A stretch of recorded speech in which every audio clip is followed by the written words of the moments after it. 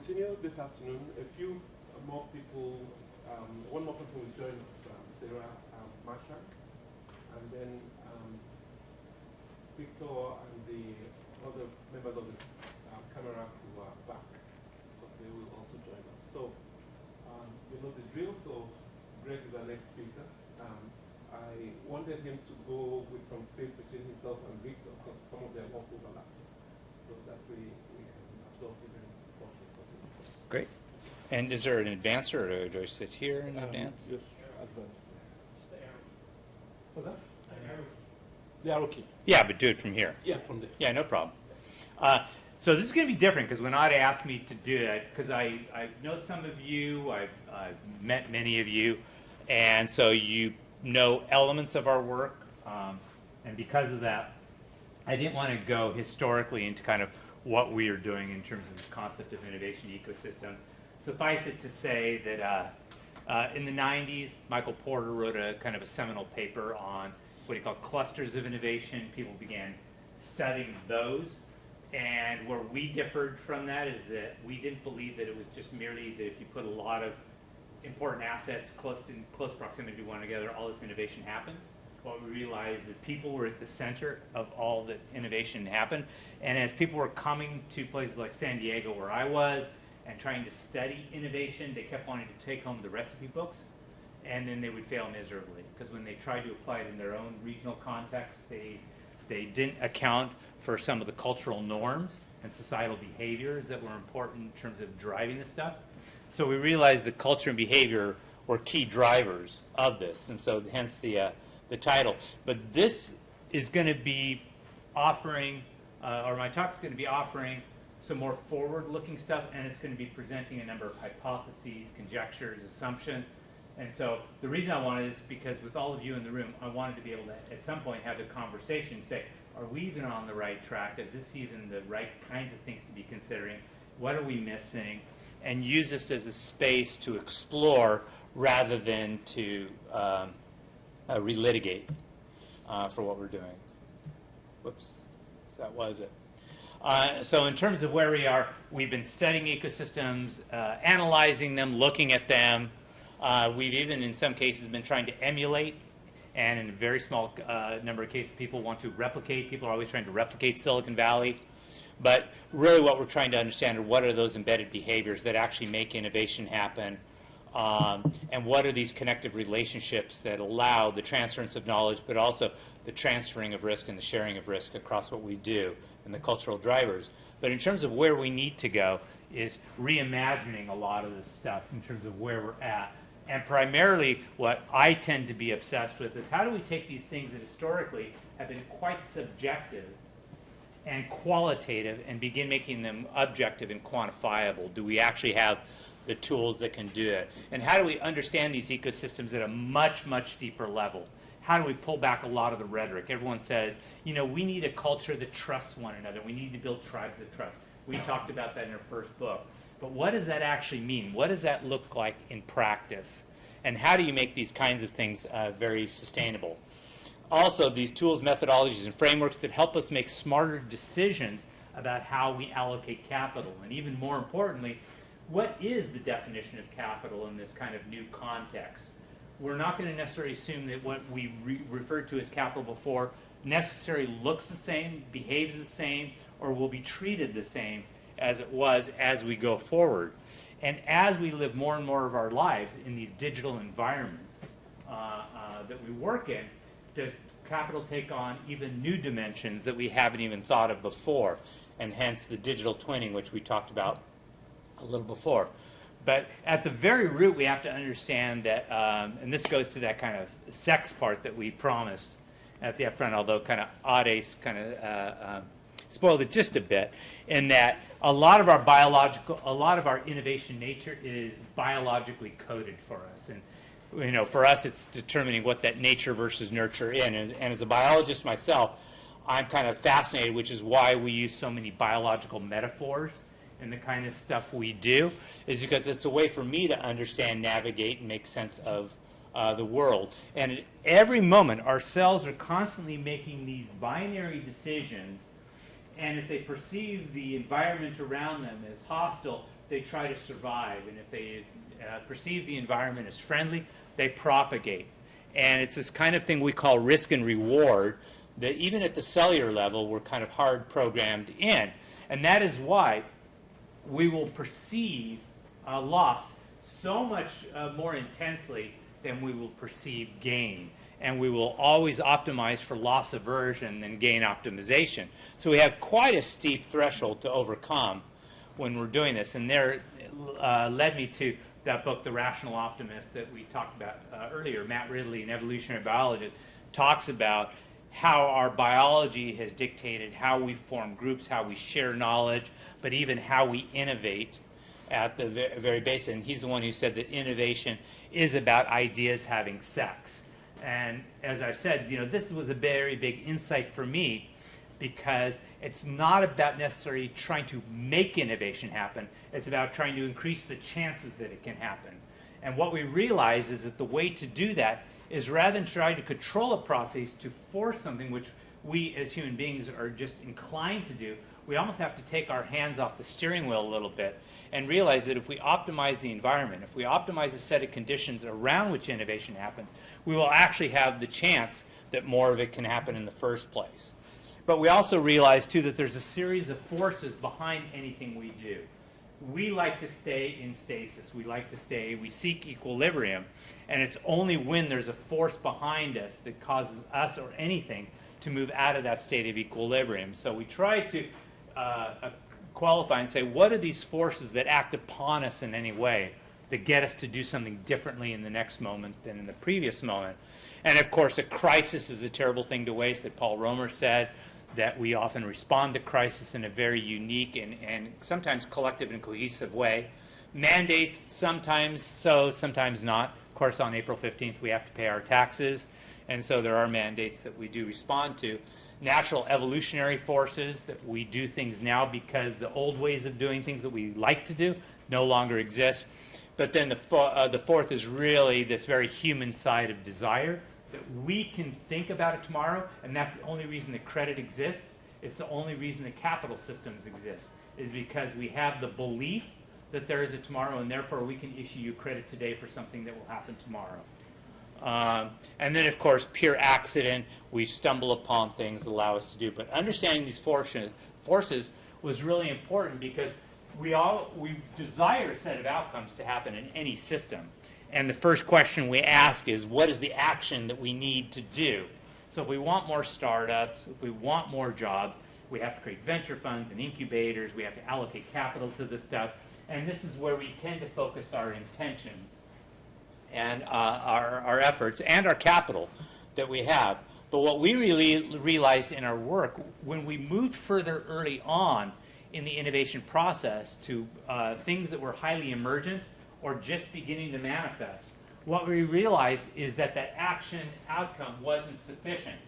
That we realized that all actions were a set of behaviors, and all those behaviors were informed by our intentions. Those intentions, as Phil was saying, are really informed by our beliefs. And we figured that if we could figure out, as we work with communities, as we work with corporations, as we work with people within a system, if we could not only understand what the belief systems of these places were, but if we could somehow influence the belief systems in particular ways, then we could actually get, both individually and collectively, the systems to move in directions, but also more in a more sustainable fashion. And so this is where we realized we needed to be placing our efforts on this. Because the fundamental truth, as belief systems are, is that when people believe things, you don't keep having to remind them of those belief systems. They just kind of act on those beliefs. But when people do not believe things, then you can keep talking to them and presenting them with facts and showing them case studies, and it doesn't matter. We see this playing out in our politics. We see this playing out in just our lifestyles, that when people don't get what it is, you're not going to convince them what they did. So a lot of our work focuses at this level of belief. Now, as I said, I'm a biologist by training or by background, and what I was fascinated with is that one of the books you use in human anatomy is Gray's Anatomy. And in the old books, when we actually used to use textbooks, there were a set of transparencies that lied in the middle of the book. And when you looked at all those transparencies stacked on one another and you held it up, you actually got a sense of what an entire human being looked like from the inside out. Well, we said, could ecosystems actually look a lot like that? Could we actually pull ecosystems apart much the same way we would take a human body and pull it apart into various layers and things? And just as in the human body, there's a circulatory system that moves all the blood around. There's a human skeletal system that holds the integrity. These are the equivalent of like our roads and our highways, our bridges and tunnels. The circulatory system are things like what allows capital to move within the system. The nervous system, which creates all the electrical impulses, those are our ideas and the knowledge. And we said, are there counter elements within an actual ecosystem that we can look at and then measure? Because what our desire was is to take this big thing that's so complex, called an ecosystem, and to break it into smaller parts that we said, can we actually begin measuring these things now and measure them in a way that potentially is meaningful? And so we started with this concept of basically the hypothesis that there could be 4 potential flow mechanisms. Now, there certainly is an interdependency between these, but one of them is how well does capital flow within the system? And where these kind of ideas came out of is historically the way we see we're measuring innovation is the equivalent of measuring somebody's height and weight. We often can look at a system and measure the number of patents and licenses and job creation. We look at a series of transactions and we say those transactions are now indicative of the health of a system. And we're saying, but in the human body, a closer indication of health are the more dynamic forms that we see. How things are flowing, how things are perfusing and diffusing within the system. We said, well, can we look at the same things within an actual ecosystem? So we said the velocity of capital, how well capital is flowing. The mobility of talent, the sharing of knowledge and ideas, and the movement of goods and services. We're not saying that this is by any means a complete and exhaustive list, but we're saying, is this a good starting point for understanding how things flow within an ecosystem, and if we can measure them, would they actually give us any insights or value beyond what we're currently already measuring? We already suspect that, particularly with the velocity or the flows of capital, that they would. Because years ago when I was doing a project for the Aspen Institute as part of the Obama administration, we were working with some folks from the United Nations Economic Security Council. And this was the post-2009 financial collapse. And what we realized is that as they were trying to put capital into the system to encourage consumer confidence, because we know that when consumers feel confident and they spend money, it creates a dynamic flow of capital, and that keeps an economy going. That when capital stops flowing, then we begin running into trouble. We said, well, can we actually measure these things in a meaningful way, and do they then tell us any insights beyond what we already know? So the first one we started when I began, when we were working with this, we were working with Ade and Neeraj on, was this first one of mobility of talent. We said this data is already quite present. There are groups like LinkedIn and others that are kind of collecting this data. And we went to some colleagues of ours that I knew in San Diego. They had worked for a company called Fair Isaacs, which before that was HNC Software. This would mean nothing to any of you, but they were the ones who developed the FICO credit score. They developed this Falcon algorithm, and what was fascinating about this algorithm, it looked at small points of data that had absolutely nothing to do with each other, but when you looked at them in collection and we looked at them together, they told a story about what might happen, in this case, your credit worthiness. And so we went to them with the hypothesis as, could we do something similar for innovation ecosystems? Could we look at collections of random data that seemingly were disconnected, but in some way when they were pulled in close proximity, might give us a picture that augmented our intuition about where to place capital or where to place resources beyond what we are currently doing. And we're still in the process of developing that idea. So this is where it kind of all comes together.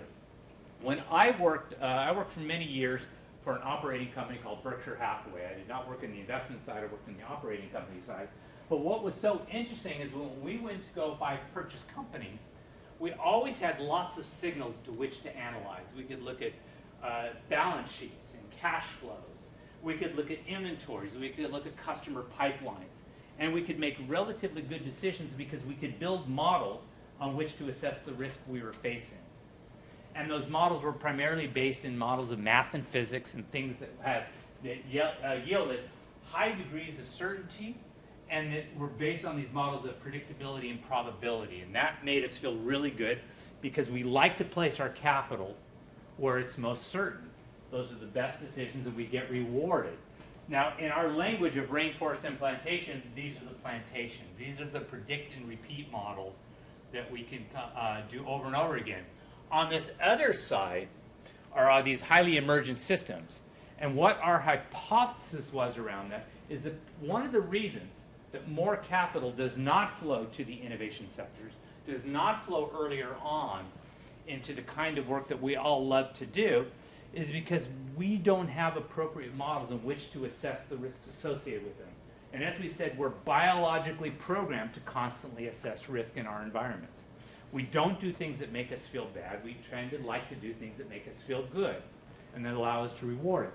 So then we began asking the question is, how do we create new models and tools in which to augment our intuition using the knowledge of things like heuristics and intentions, but coming up either with direct measurements or ways of measuring proxies around this stuff to at least help us understand what the risk involved is.